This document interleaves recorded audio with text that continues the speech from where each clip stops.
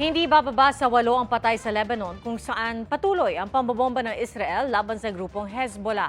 Ayon sa Israel, hindi kasama ang Lebanon sa tigil putukang inanunsyo ni US President Donald Trump. Saksi si JP Soriano. Malakas na pagsabog ang yumanig sa southern Lebanon kasunod ng airstrike ng Israel ngayong araw. Isa ito sa mga lugar na binomba ng Israel saan nila ay pinakamalaking pag-atake na ginawa nila laban sa grupong Hezbollah mula na magsimula ang digmaan sa gitnang silangan. Ayon kay Israeli Prime Minister Benjamin Netanyahu, suportado nila ang ceasefire ng Amerika sa Iran. Pero hindi raw kasama sa 2-week ceasefire ang Lebanon. Sinimulan ng Israel na bombahin ang ilang bahagi ng Lebanon matapos magpakawala ng rockets pa Israel ang Hezbollah na kaalyado ng Iran. Patuloy ang pag-i-issue ng evacuation orders ng Israel para sa ilang bahagi ng Lebanon. Namataan ang mga pagsabog sa Beirut at sa border ng Lebanon at Israel.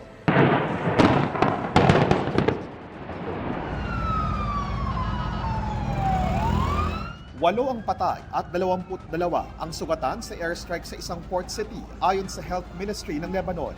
14,000 Pilipino ang nasa Lebanon, kabilang na ang OFW na si Glenda. May pangamba pa rin kami, nervyos, ganun, dahil siyempre hindi nga kasali dito.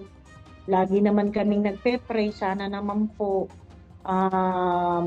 maano po yung magbago yung isip ng taga-Israel, sana po makasama kami para maging matahimik na rin po dito. Nananatili pa rin ang Alert Level 3 ng gobyerno ng Pilipinas noon. Hinihikayat ang mga Pilipino na sumama sa mga repatriation.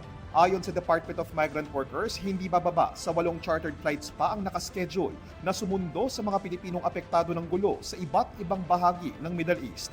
Pero bilyon-bilyong piso raw ang kailangan kung iuuwi ang lahat ng tinatayang 400,000 OFWs na direktang apektado ng gulo. All told, it's around 7.3 billion, Mr. Chair, 5 billion for financial assistance, 1 billion for the chartering and other commercial flights, and the rest would be costing with respect to food and transport and medical assistance.